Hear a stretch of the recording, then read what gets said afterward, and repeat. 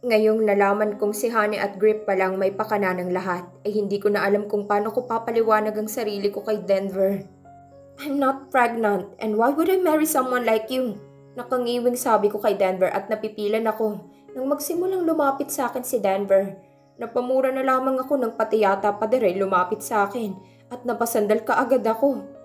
If that's your only concern, I can make you pregnant right now. Caprice. Seryosong turan nito sa akin habang ikinukulong ako nito sa magkabilang braso niya. Sinamaan ko agad ito ng tingin dahil alam kong ginagawa nito sa akin. Huh, what a funny joke. Stop fooling around, Denver. Hindi na talaga ako natutuwa sa'yo.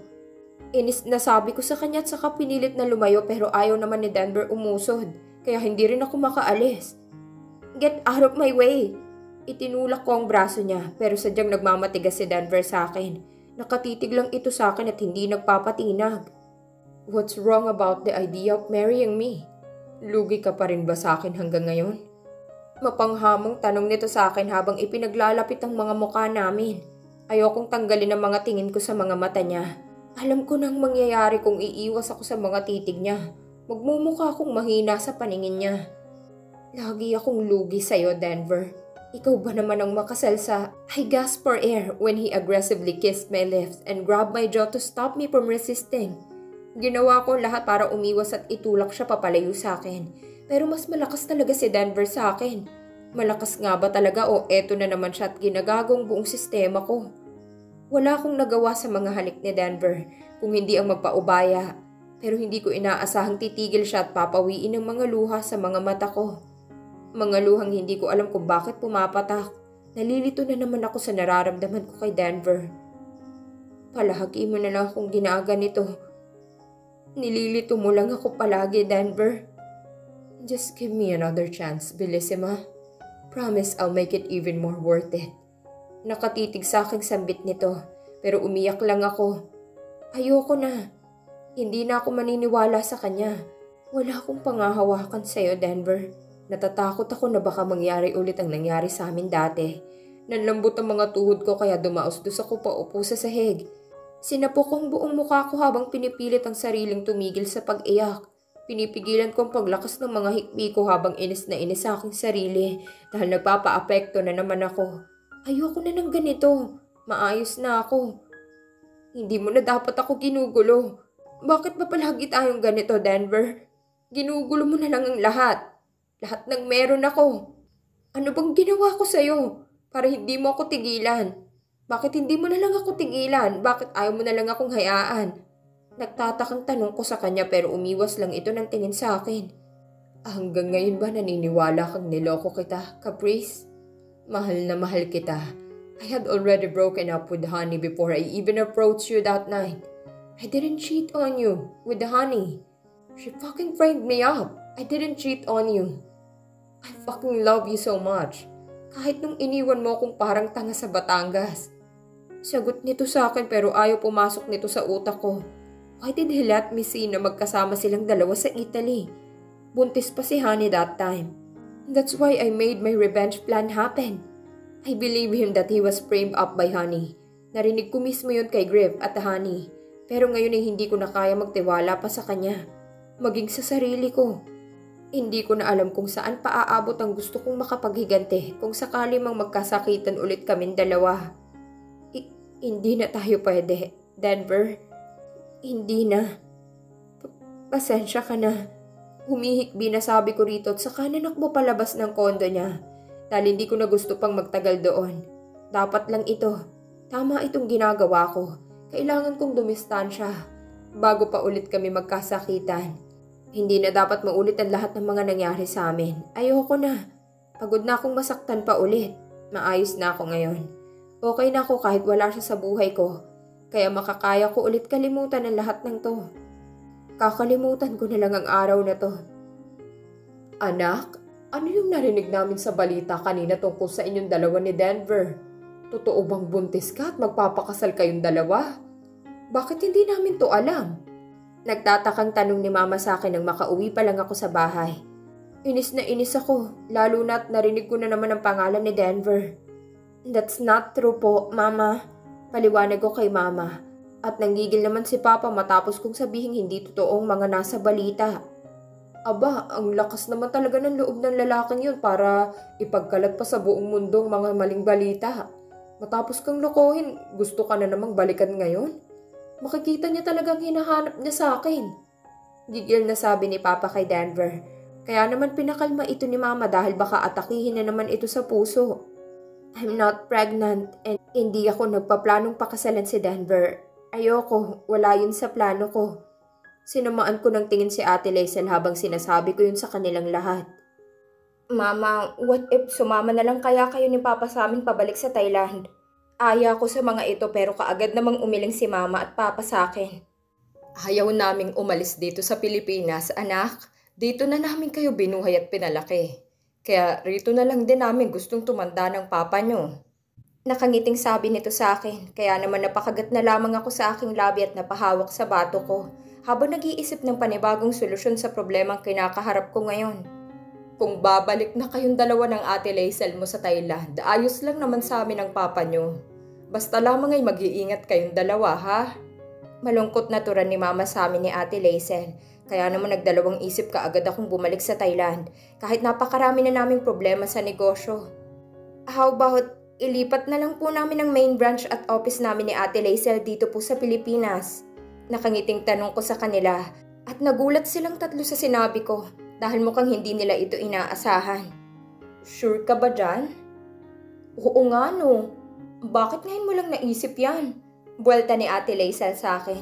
Kaya naman tumawag na agad ako sa sekretarya ko sa Thailand upang ipaalam sa kanyang mga plano ko.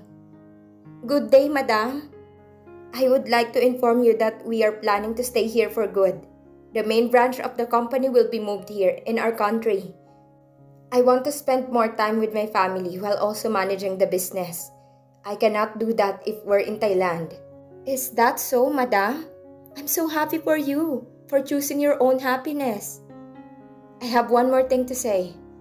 What is it, Madam? Tell me. I'm just thinking if you could be with us here.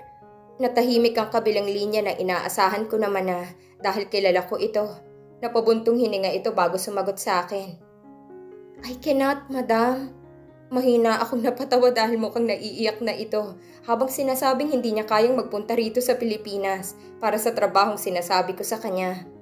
And don't worry, by this week we will go back to Thailand to fix things and yes, I will attend to your wedding. My best wishes. Mukhang nagulat ito sa akin at sa huli kong tinuran sa kanya dahil napasinghap pa ito ng hangin bago sumagot ulit sa akin. Madam, how did you know that I'm getting married? I just did. Do you think you can hide something from me? Natatawang biro ko sa kanya pero narinig kong mahinang paghikbi nito sa kabilang linya. What the hell? Are you crying right now? Sorry, Madam. I'm just very glad to meet someone like you. I already approved your resignation letter too. Live happily for me, okay? I'll miss you so much, my very consistent and reliable secretary.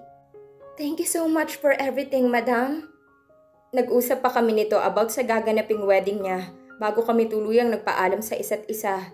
Ibinalita ko kay Ate Laisel na bukas din ay aalis kaming dalawa pabalik sa Thailand para asikasuhin ang paglipat namin dito sa Pilipinas para mapaaga ito.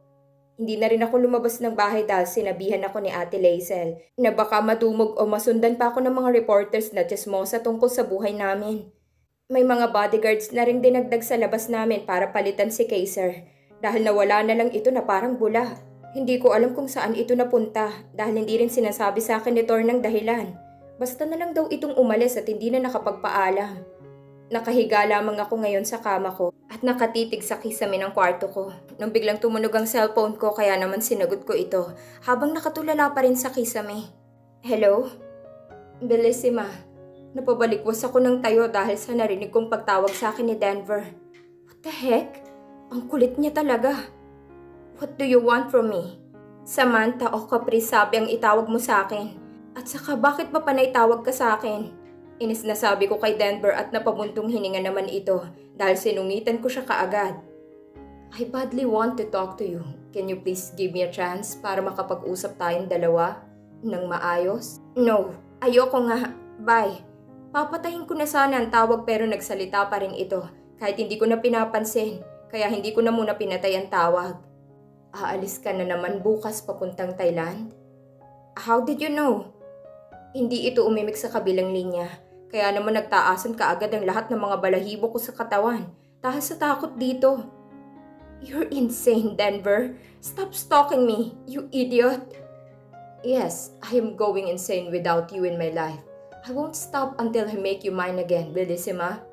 At saka namatay ang tawag dahil pinatay na ito ni Denver. Napailing na lamang ako dahil mukhang nasiraan na yata ng utak si Denver.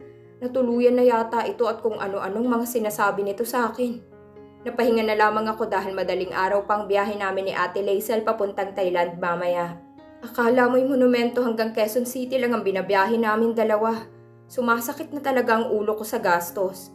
Gusto ko na lang sana bumili ng sariling eroplano pero biro lang yun. Kinabukasan bumiyahe na kaming dalawa ni Ate Laisel pagkatapos namin magpaalam kila Mama at Papa dahil saglit lang naman kami roon. Mabilis lang ang naging biyahe namin dalawa at pagkalapag pa lang ng eroplano sa airport ay nagtungo na kami kaagad sa company building ng negosyo namin dito sa Thailand.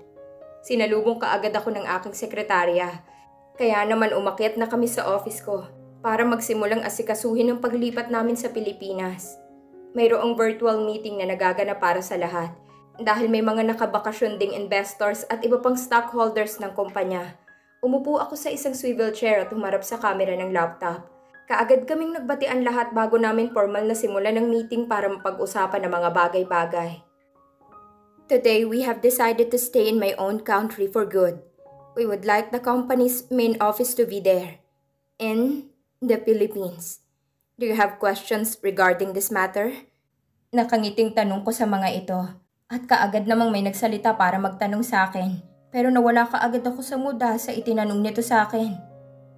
We heard that Mr. Saavedra is in the Philippines too. What's going on between you and him?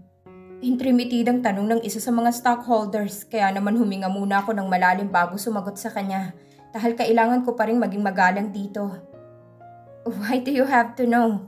Magalang na tanong ko sa kanya dahil hindi ako makaisip ng isang dahilan para sagutin ko ito. Dahil hindi na naman ito saklaw ng negosyo namin. What about the collaboration that Madam Laisel presented to us? Why leaving Thailand so sudden? Tanong ng isang investor namin na ayaw kausapin ni Ate Laisel dati. Wow, just for this stupid plan. She really talked to him? Alam na alam yung collaboration proposal eh. I'm so sorry, but it's my sister's plan. The wedding is 1 month from now. That's why we're also planning not just to collaborate with them, but to merge with Saavedra's company. Singit ni Ate Laisel sa akin. Kaya naman kaagad kong itinulak ito palabas sa frame at pinandilatan ko siya ng matindi. Nangingialam na naman ito sa akin at nagpapakalat ng mga impormasyong wala namang katunayan. Ano bang pinagsasabi mo sa mga investors at stockholders natin? Ano bang akala mo sa kumpanya natin? Ate Laisel? Laruan lang ba? Playground, ha? Ayaw mo ba talagang tumigil, Ate Laisel? Napaka-toxic mo na para sa akin. Sigaw ko kay Ate Laisel kaya naman nabigla ito sa akin. Maging ako'y nabigla rin sa mga sinabi ko pero hindi ko na ito mababawi pa. Out of frustration, nailabas ko na lang bigla ang mga gusto kong sabihin sa kanya. Pero alam kong makakasakit yun ang damdamin ng ibang tao.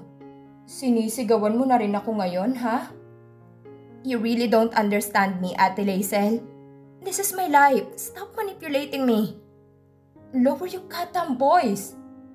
All this time, ikaw na lang ang nasusunod sa ating dalawa. Mahinang usal ko sa kanya at natigilan si Ate Laisel. Napapagod na ako kahit anong iwas ko magkapikunan kaming dalawa ay hahantong pa rin talaga sa ganito. Dahil sinasagad niyang pasensya ko. Itong pinakaayaw kong ugali ni Ate Laisel. Basta gusto niya hindi siya titigil hanggat hindi nasusunod ito. Ipipilit niyang mga gusto niya sa ibang tao. Tumigil ka na nga. Palagi na lang ikaw nasusunod sa atin dalawa. Sa tingin mo ba nakalimutan ko na yung mga pag-iwan mo sa akin sa ere dati? Yung pagtakbo mo rito sa Thailand dahil takot ka sa responsibilidad na ibinigay sa'yo? Na ako lang din naman ang sumalo? Samantha, stop bringing back the past. Yes, stop bringing back the past. You can say that because you are not the one who's in pain that time. Tinakbuhan mo si Grip. Pumunta ka rito sa Thailand at akong ipinalit na i-arrange marriage. Kahit na responsibilidad mo naman talaga dati yun. Bumalik ka nga rin na parang walang nangyari, hindi ba? Susubukan mo bang ulit gawin sa akin ang lahat? Ipipilit mo lang ang mga gusto mo sa akin? Wala kang kwentang kapatid kung ganon. Isang matunog na sampalang lumapat sa kanang pisngi ko, dahilan para tumigil ako sa pagsasalita. Umiwas ako ng tingin dahil lumuluha na si Ate Laisel dahil sa mga sinabi ko sa kanya. Sumobra ako, alam ko yun. But I'm just being honest about how I feel this past few years. Masama bang sabihin kong lahat ng mga hinanakit ko sa kanila? Hindi ko naman gustong iwan ka dati. Natakot lang din ako sa responsibilidad ko, totoo yun. Dahil hindi naman madali yung pinapagawa nila sa akin dati. Hindi ko alam na ikaw rin pala yung ipipilit ni Mama. Kung alam ko lang, sinama na lang sana kita rito sa Thailand para pareho tayong tumigil ka na, Ate Laisel. Pakiusap ko na lang sa'yo. Bawiin mo na yung mga sinabi mo sa kanilang lahat, sa loob. Pagtuturo ko sa pintuan ng office ko, pero umiling lang ito sa akin at nagmatigas pa rin. Mag-aalisa ng mga investors natin, Samantha. Malulugi ang kumpanya natin at babagsak ang negosyo natin dahil dito. In the first place. Bakit kailangan mong mangialam at nagpadalos-dalos kang mag-announce sa kanilang lahat? Is it my fault, ha? Hindi ito nakasagot sa akin, kaya naman mas uminit lang ang ulo ko. Napailing na lamang ako at saka nagsalita ulit. Is it all about money? You really want me to do it? You really want this, ha? Paus na tanong ko sa kanya, tumagulgol na lang ito sa harapan ko. Hindi ko alam kung anong iniiyak niya, kung para saan ang pag-iyak niya. Akala ko pa naman ay naiintindihan ni Ate Laisel ang lahat ng mga sakit na pinagdadaanan ko nitong mga nakaraang taon na hanggang ngayon ay naaapektuhan pa rin ang buhay ko. Pakiramdam ko ngayon ay ikinukulong ako sa isang lugar kung saan pinakaayaw kong manatili. Bakit ba laging mas mahalaga para sa inyong negosyo at pera kaysa sa akin? Pinawi kong mga luha kung naglanda sa aking mga pisngi at saka pumasok ulit sa office para humarap sa camera. The wedding will be held next month, but I am certainly not pregnant right now. Nakangiting sabi ko sa mga ito habang pinipigilan ng mga luha kung gustong tumulo. Pumalakpak ang mga ito na para bang isang magandang balita ang sinabi ko para sa kanila. Pagkatapos kong sabihin ang iba pang mga dapat kong sabihin sa kanilang lahat, ay tumakbo na ako kaagad pa uwi ng mansyon at saka humilata sa kama ko at doon tuluyang umiyak. Nag-away kaming dalawa ni Ate Laisel. Inilabas ko ang mga hinanakit ko sa kanya, pero malibang sabihin ko ang mga gusto kong gawin, ang mga desisyon ko sa sariling buhay ko. Hindi mo na ba talaga ako gusto? Napatayo ako sa pagkakahiga ko nang marinig ko ang boses ni Denver sa mismong kwarto ko. Nakaupo ito sa gilid ng kama ko habang pinanonood ako nitong umiyak. Napatigil ako sa pag-iyak at gulong-gulo. Bakit nandito siya ngayon sa Thailand at lalong-lalo na bakit siya nasa kwarto ko? Anong ginagawa mo rito sa Thailand? Bakit ka rin nandito sa kwarto ko? Tanong ko kay Denver habang pinupunasan ng mga luha ko sa aking muka. Dahil mukha kong tangang umiiyak dahil pinanonood niya pala ako kanina pa. Pwede ba, Denver? Parang awa mo na. Tantanan mo muna ako ngayon. Pagod na talaga ako. Humihikbing usal at pakiusap ko kay Denver dahil natutuliro na naman ang isipan ko. At para bang sasabog na ito anumang oras. Ganun mo na ba talaga ako hindi ka gusto, Bellissima? Walang ekspresyong tanong nito sa akin. Kaya naman mas lalong tumulong mga luha ko sa aking mga pisngi. Bakit ba panay sunod siya sa akin kahit na tinataboy ko na siya? Huwag mong sabihing bumiyahe pa talaga siya papunta rito sa Thailand para lang masundan ako at tanungin kung hindi ko na ba talaga siya gusto? Gusto mo ba talagang malaman, Denver? Sige, tapusin na natin to. Nangihina ng usal ko kay Denver at saka umupo sa kama paharap sa kanya. Hindi ako bumitaw sa mga titig nito. Oo, mahal pa kita.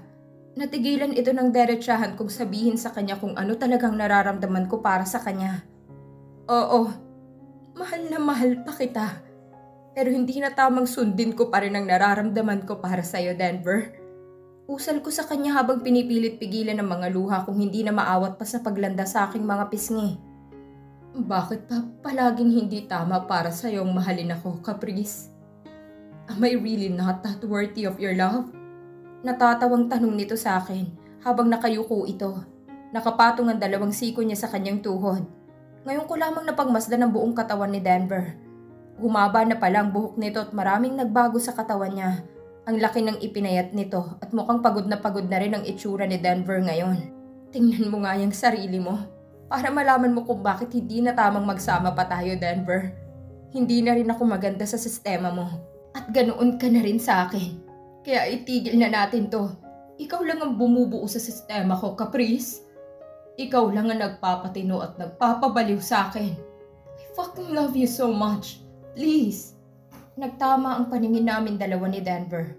At hindi ko inaasahang makita ang luha ang mukha nito.